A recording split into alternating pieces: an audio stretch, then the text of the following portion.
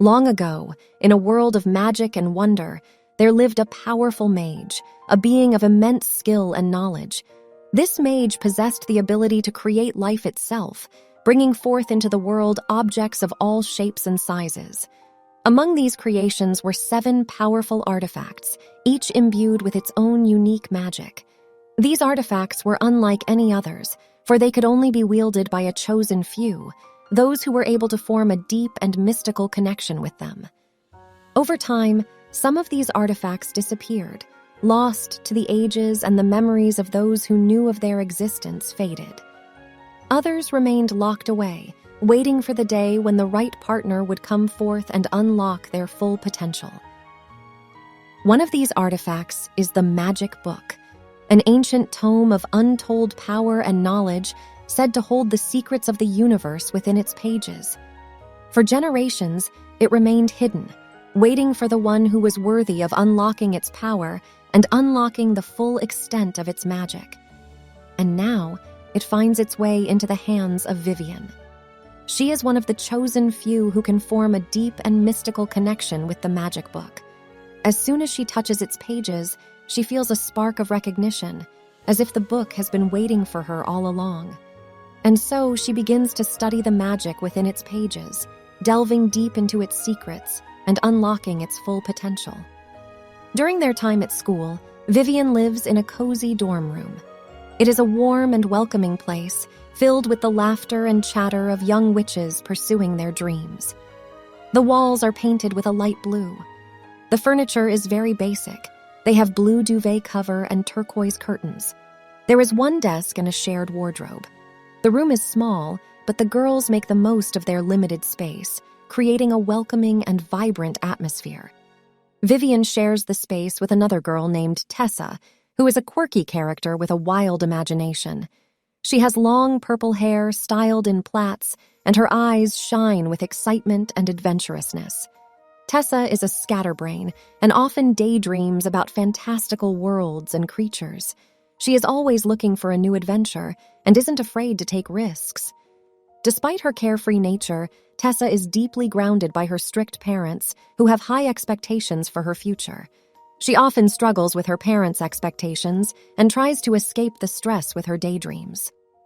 In the morning, just before school begins, Vivian and Tessa sit on Tessa's bed, chatting and laughing as Vivian braids Tessa's hair into a new style. Tessa had been feeling a bit self-conscious about her hair lately, as she noticed that it looked quite similar to Vivian's.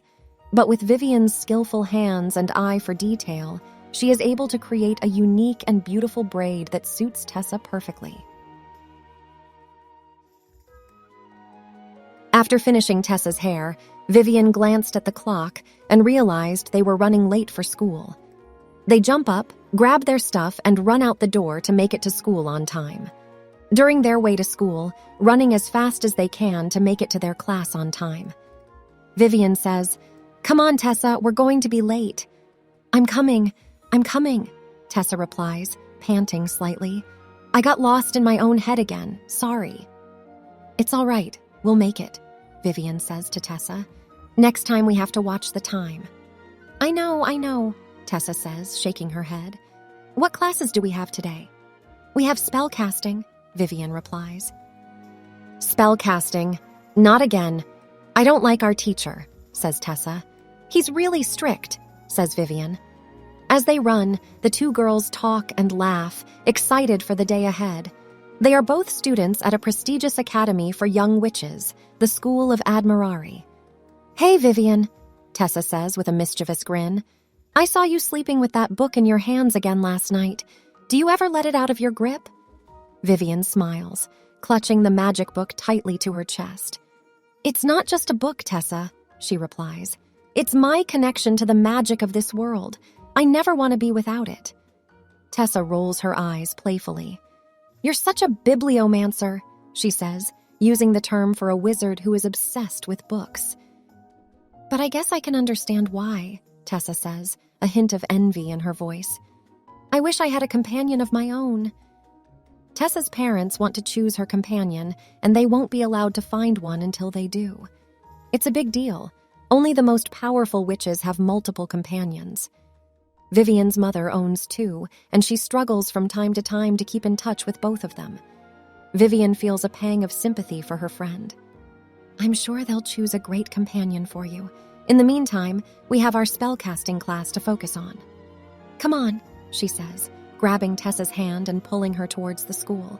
"We don't want to be late for class." Tessa grins. "Right." As the girls finally arrive at their spellcasting class, panting and out of breath, the spellcaster teacher, a white tiger with orange eyes, looks up from his desk and notices Vivian holding a magic book in her hand. His shock is evident, and he tries to overplay it by clearing his throat loudly and admonishing them for being late. Despite it being their first time, the teacher is not amused and makes sure to let them know it. "You 2 are late. This is unacceptable. And what is that book you have there, Vivian?" he asks with a raised eyebrow, his tone disapproving. Vivian tries to hide the book behind her back, but the teacher notices and narrows his eyes. "Hand it over, Vivian," he says sternly. As Vivian shows the book to the teacher, his eyes widen in surprise and a hint of fear. He asks her where she got it from, and Vivian tells him it's her companion book. The teacher commands her to put the book in her bag and not to show it in class again. Throughout the rest of the lesson, Vivian notices that the teacher frequently looks in her direction with a stern and disapproving expression. She can't help but feel uneasy about his gaze and starts to dislike the way he looks at her. After the class ends, Vivian and Tessa make their way to the yard to catch up and chat. Vivian is very concerned. They notice a stern gaze from their teacher, who seems to be looking at them disapprovingly. "What is that about?" Tessa asks, looking at the teacher. "I think he is upset with my book. Also, I couldn't concentrate at all today," Vivian replies. "Yeah, spellcasting is pretty difficult," Tessa says. "I don't understand why we have to learn all these incantations and casting techniques. It's like memorizing a whole dictionary." "I know, but it's important.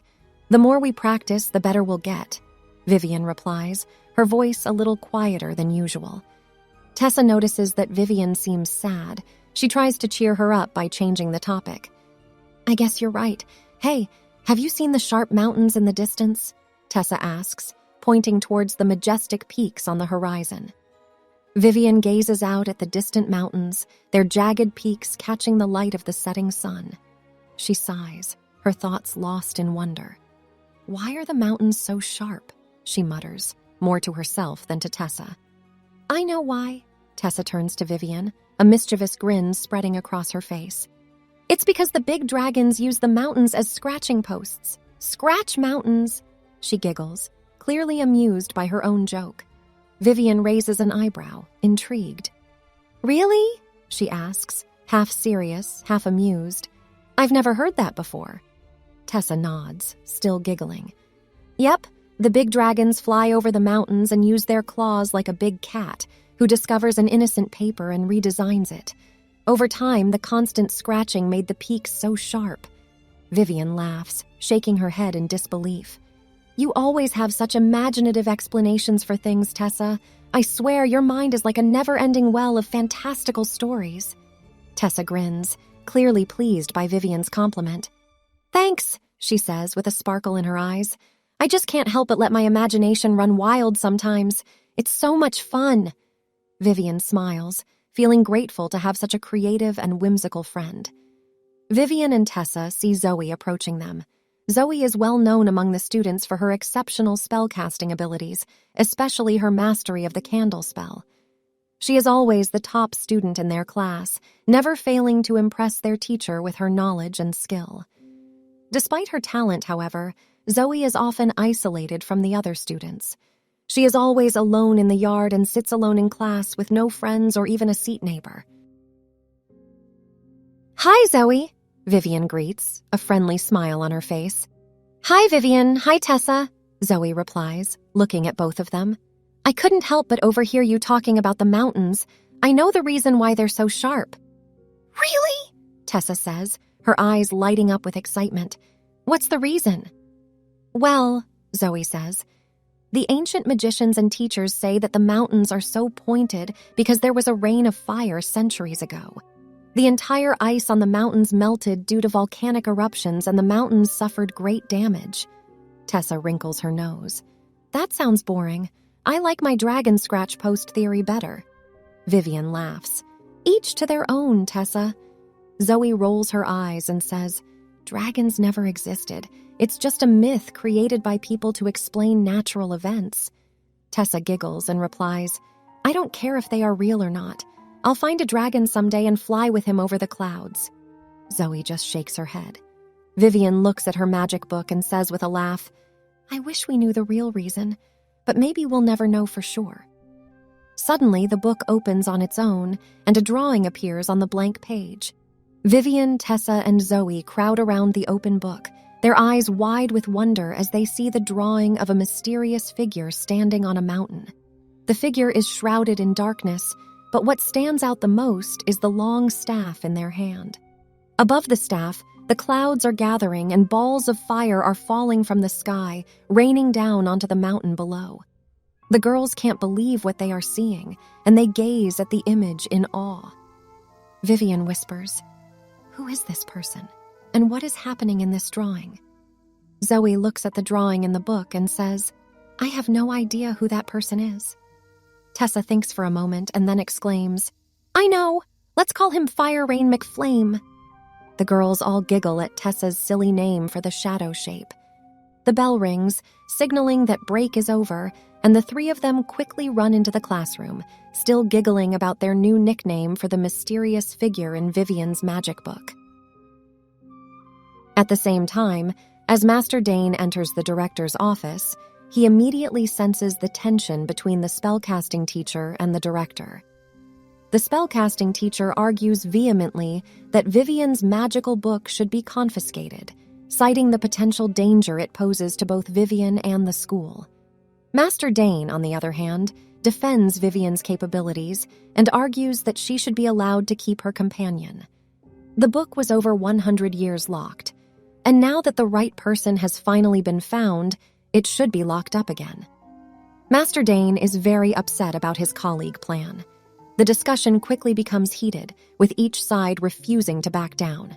The spellcasting teacher insists that the book is too powerful for Vivian's current skill level and that she needs more training before being allowed to use it. Master Dane counters that Vivian has already shown remarkable progress and that taking away the book now would hinder her development.